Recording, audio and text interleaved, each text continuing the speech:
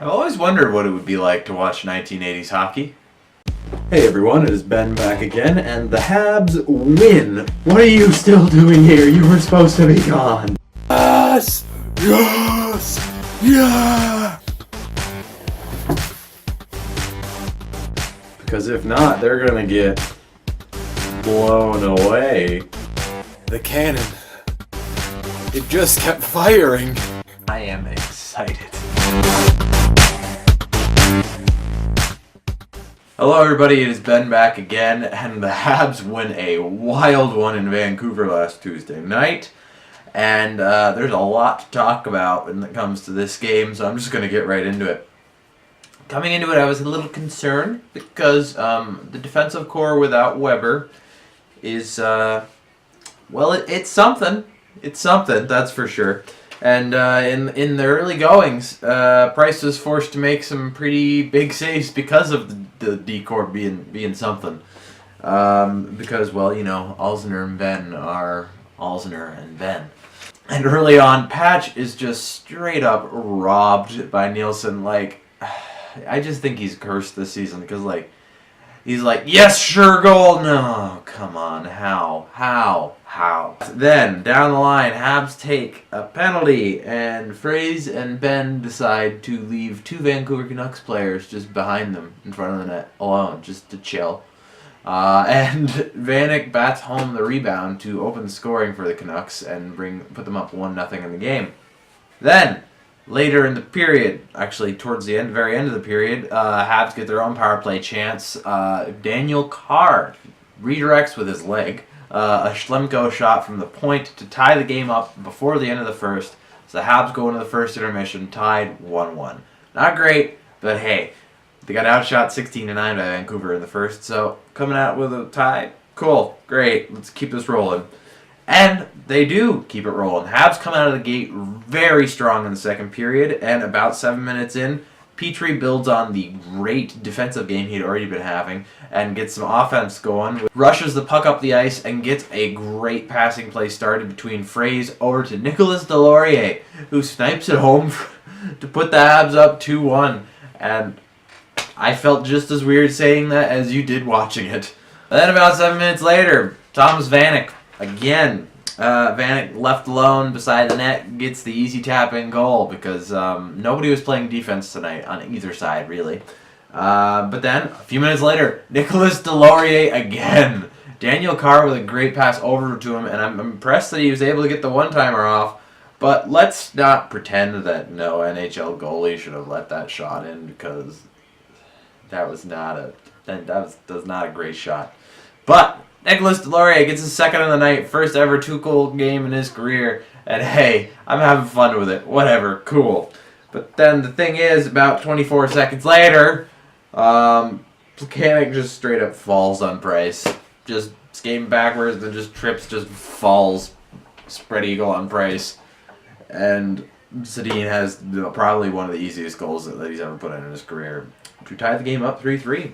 Luckily, the Habs get a power play chance again towards the end of the second period, and with 47 seconds left, Jeff Petrie, doing his best Shea Weber impression, now gets a bomb of a shot from the point, puts it past Nielsen, and beautiful goal. Already was having a great night, continues that, and puts the Habs up by a goal right before the end of the second. Okay, going into the third, up by 1. Cool. But, like, what a second period. 5 goals. Okay, it's got to calm down after that, right? Shots were 14-9 Montreal. Shots evened out-ish.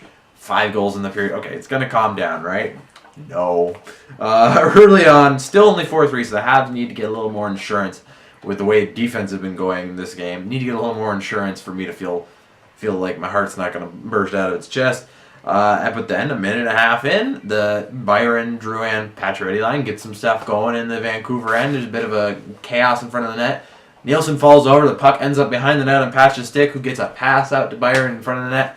And Byron puts it home for his 10th of the year, and the Habs are back up by 2. And I'm like, okay, Patch, you're not scoring, but I see you. And the period continues. Habs look strong throughout. Price still has to make some big saves to keep the game within reach.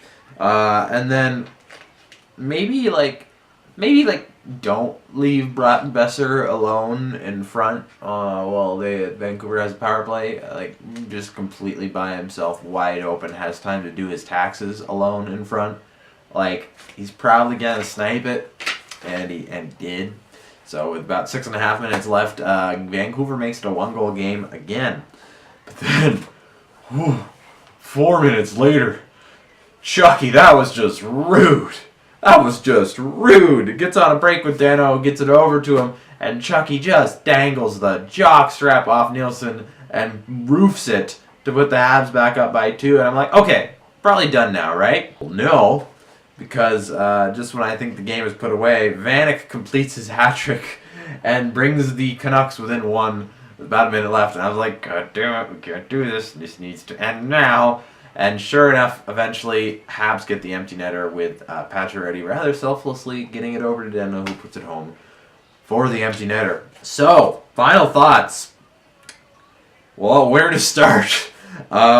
First thing, Carey. Stats aren't going to look great for this game, but he had to make some big stops to keep the Habs in this game. Do not undercut the contribution he made to this game. If he didn't make some of the stops he did, some of the points he did, especially in the second period, the game would not have gone in the Habs' favor. Jeff Petrie, hero of the D-Corps that night. Like, oh my God. This is always when Shea Weber is out, when he plays his best hockey for some reason. I wish he could just do it at the same time. That'd be great. Delorier with his first 2-goal game of his career. I don't expect that to happen too many times, but the fourth line has been looking like something. Delorier and Carr together I like. I don't know how much I love Fraze on it. Maybe throw a McCarron in there. But the fourth line is finally getting a little bit of identity, and I like it. Paul Byron gets his 10th on the year. 20 goals. Definitely not out of reach again. Maybe even 25. Who knows? And then Pacioretty, no goals, but he gets 2 assists on the night. And I just think he's straight up cursed. Like, that goal against Nielsen should have gotten in. Like, I was like, come on, you can't give him something. But hey, he's getting some points even when he's not scoring. And then that goal by Chucky was just rude. I mean, that's the kind of Chucky I like to see. I hope he can continue that. But then, now we have Calgary tonight. And with the way Boston's winning games, the Habs basically just have to win every single one now, because that's the position they put themselves in. But it should be interesting to see what they can do tonight. Looks like Brett Lernout might be in. Who knows? Maybe. Lehkonen doesn't look like he's going to be back in tonight, but should be back soon. It's going to be interesting to see who comes out once Lehkonen does come back in. But hey, maybe the Habs can build on this game. I didn't love giving up 5 goals against Vancouver. That wasn't great. But got the win. Hopefully they can build on it tonight against Calgary. But until then, I'll see you guys later.